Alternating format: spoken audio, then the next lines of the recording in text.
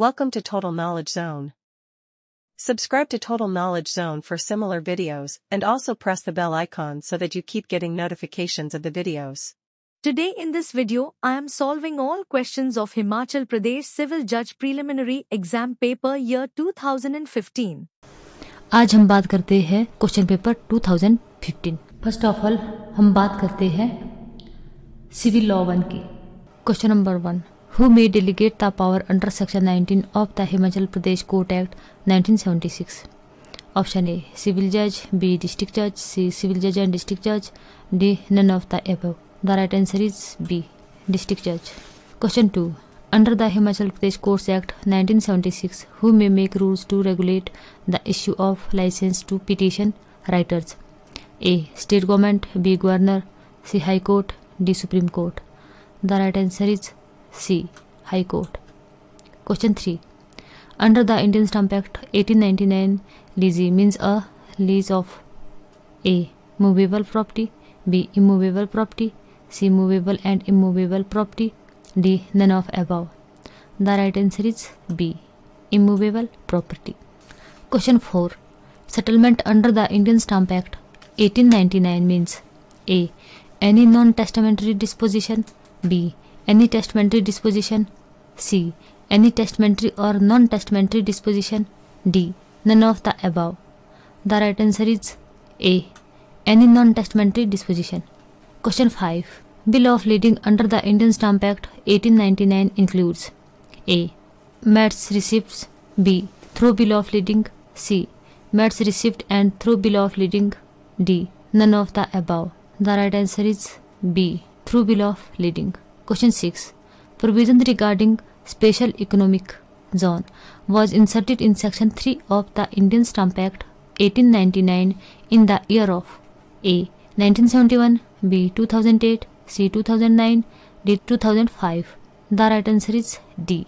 2005. Question 7. Section 4 of the Indian Stamp Act 1899 relates to A. sale only, B. mortgage only, C. settlement only, D. sale, mortgage or settlement. The right answer is D. sale, mortgage or settlement. Question 8. For the purpose of section 8A of the Indian Stamp Act 1899, the expression beneficial owner shall have the meaning as assigned in A. the Depositories Act 1996, B. the Negotiable Instrument Act 1881, C. the Indian Contract Act 1872, D. Securities and Exchange Board of India Act 1992. The right answer is A. the Depository Act 1996. Question 9. Under section 9 of the Indian Stamp Act 1899, who may reduce, remit, compound the duties?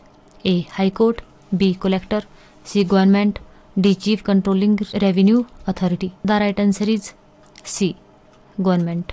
Question 10. Under the Indian Stamp Act 1899, in case of counterpart of a lease in the absence of any agreement to the country, the expenses for providing proper stamps shall be borne by A. leasee, B. leaser, C. leasee and leaser, D. none of the above. The right answer is B. leaser. Question 11. Under the Specific Relief Act 1963, a suit for recovery of possession can be filed for the recovery of A. movable property only, B. immovable property only, C. movable and immovable property, D. none of the above. The right answer is C. movable and immovable property. Question 12. Section 8 of the Specific Relief Act 1963 cannot be invoked against a person A. who has possession of the property, B.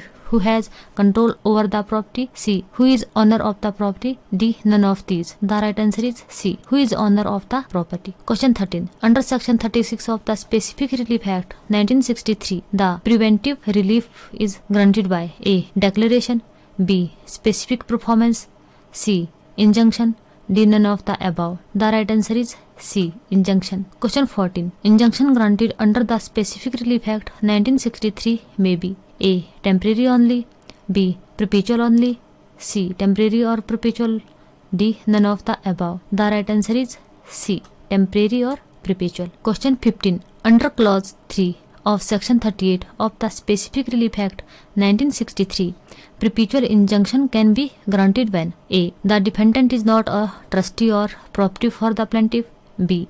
there exists standard for ascertaining the actual damage caused, c. compensation would afford adequate remedy, d. it is necessary to prevent multiplicity of proceedings. The right answer is D. It is necessary to prevent multiplicity of proceeding. Question 16. Section 26 of the Specific Relief Act 1963 contains the provision regarding a. rectification of instruments, b. rescission of contracts, c. cancellation of instruments, d. declaratory of decree. The right answer is a. rectification of instruments. Question 17. Provision regarding specific performance of part of contract are contained in a. Section 11 of the Specific Relief Act 1963, b. Section 12 of the Specific Relief Act 1963, c. Section 13 of the Specific Relief Act 1963, d. Section 14 of the Specific Relief Act 1963. The right answer is b. Section 12 of the Specific Relief Act 1963. Question 18. Under Section 37 of the Specific Relief Act 1963, a temporary injunction can be granted a. only before the settlement of issues, b. only before the conclusion of plaintiff evidence, c. only before the conclusion of defendant's evidence, d. at any stage of the suit. The right answer is d. at any stage of the suit. Question 19. In relation to the expressions defined in Section 3 of the Indian Evidence Act, which of the following statements is not correct? A. Fact includes any mental condition of which any person is conscious. B. Courts includes arbitrators. C. An inscription on a metal plate is a document. D. A fact is said to be not proved when it is neither proved nor disproved. The right answer is B. Court includes arbitrators. Question 20. For proving execution of a registered will, it is necessary to call A. at least one attesting witness, b. at least two attesting witness, c. the registrar, d. none of the above. The right answer is A. at least one attesting witness. Question 21. Secondary evidence of the contract of a document is not admissible when a. the original is of a nature as not to be easily movable, b. the original has been lost, c. the original is public document, d. the original has been found to be inadmissible. The right answer is D. the original has been found to be inadmissible. Question 22. Which of the following is not correct statement? A. No confession which is procured by promise is relevant. B. A confession made by an accused to a police officer, whether during custody or out of custody, is irrelevant. C. A confession made by an accused voluntarily to any person other than police officer while he was not in police custody can be proved. D. A confession made by an accused to a police officer in the presence of a magistrate is relevant. The right answer is D. A confession made by an accused to a police officer in the presence of a magistrate is relevant. Question 23. A document containing a communication from a husband to his wife in the hands of a third person is A. not admissible in evidence until consented to by the writer of the communication, b. not admissible at all, c. admissible in evidence, d. none of the above. The right answer is C. admissible in evidence. Question 24. Documents in respect of which privilege has been provided under Section 123 of the Indian Evidence Act? A. is a published official record, b. is an unpublished official record, c. both A and B, d. none of the above. The right answer is B. is an unpublished official record. Question 25. The relationship in Section 50 of the Indian Evidence Act means A. relationship by blood only, b. relationship by blood or marriage only, c. relationship by blood or marriage or adoption, d. none of the above. The right answer is C. relationship by blood or marriage or adoption. Question 26. Mistake referred to in Proviso Clause 1 to Section 92 of the Indian Evidence Act refers to: A. Unilateral mistake only. B. Mutual mistake only. C. Unilateral and mutual mistake. D. None of the above. The right answer is C. Unilateral and mutual mistake. Question 27. Section 105 of the Indian Evidence Act applies to: A. Criminal trials. B. Civil suits. C. Both A and B. D. Neither A nor B. The right answer is A. Criminal trials. Question 28. Any person in Section 106 of the Indian Evidence Act refers to: A. A party to the suit. B. A stranger to the suit. C. A witness. D. None of the above. The right answer is A. A party to the suit. Question 29. The presumption under Section 41 of the Indian Evidence Act is: A. A presumption of fact. B. A rebuttable presumption of law. C. An irrebuttable presumption of law. D. A presumption of law and fact. The right answer is C. An irrebuttable presumption of law. Question 30. The presumption under Section 90 of the Indian Evidence Act can be drawn in respect of: A. Original documents. B. Certified copies. C. Uncertified copies. D. All of the above.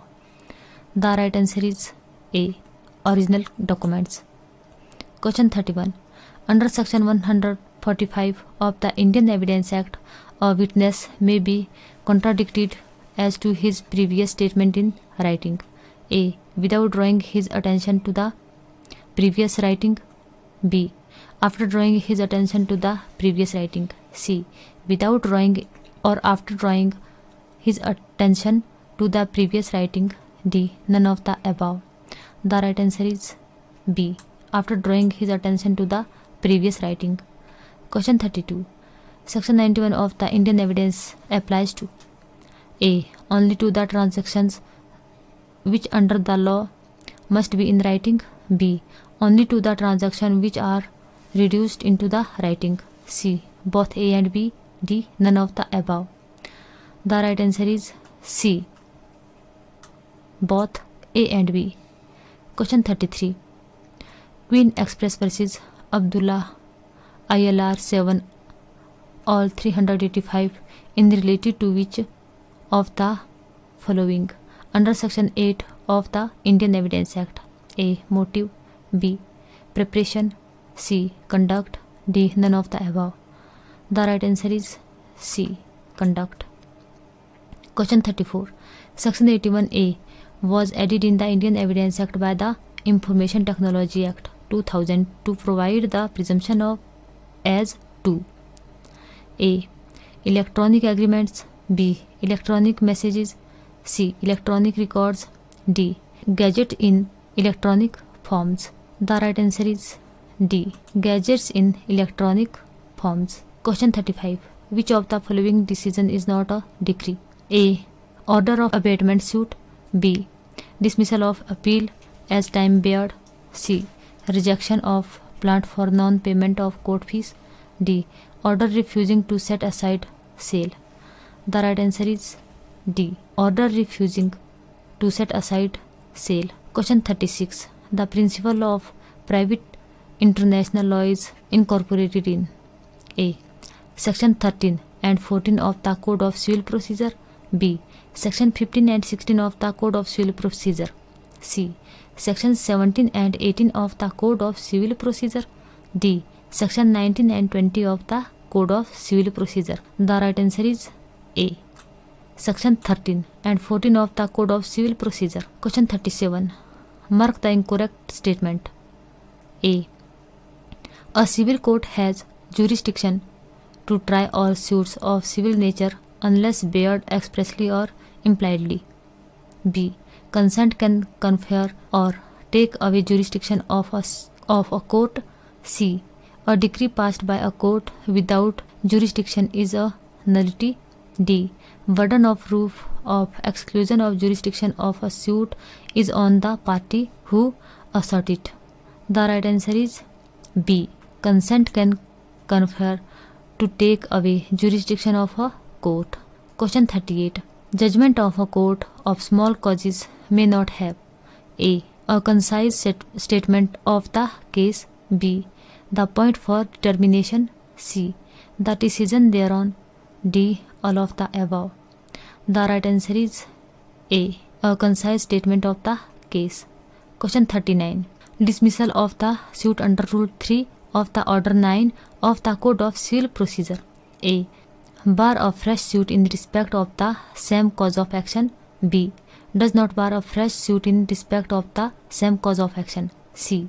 May bring a fresh suit with the leave of the High Court. D. May bring a fresh suit with the leave of District Judge. The right answer is B. Does not bar a fresh suit in respect of the same cause of action. Question 40. Under Order 12, Rule 2 of the Code of Civil Procedure, the time to be given to a party to admit any document when called upon by notice is A. 15 days from the date of service of notice. B. 10 days from the date of service of notice. C. 7 days from the date of service of notice. D. 21 days from the date of service of notice. The right answer is C. 7 days from the date of service of notice. Question 41. Which of the following question may not be said to be substantial question of law for the purpose of second appeal? A. A question of law on which there is conflict of judicial opinion. B. Recorded or finded without any evidence on record. C. Taking into consideration irrelevant evidence. D. Concurrent findings of facts recorded by court of below. The right answer is D. Concurrent finding of the fact recorded by court of below. Question 42. Under Proviso to Sub-Rule Clause 1 of Order 17 of Code of Civil Procedure, the maximum adjournments can be granted are A. 5, B. 4, C. 3, D. 2. The right answer is C. 3. Question 43. What is not correct regarding friendly suit under the Code of Civil Procedure? A. Parties do not approach a court by presentation of a plaint. B. Parties are not interested in the decision. C. Parties enter into the agreement in writing stating such question for the purpose of abating the opinion of the court. D. None of the above. The right answer is B. Parties are not interested in the decision. Question 44. The doctrine of restitution is based upon the maxim A. Actus curiae nominem gravavit. B.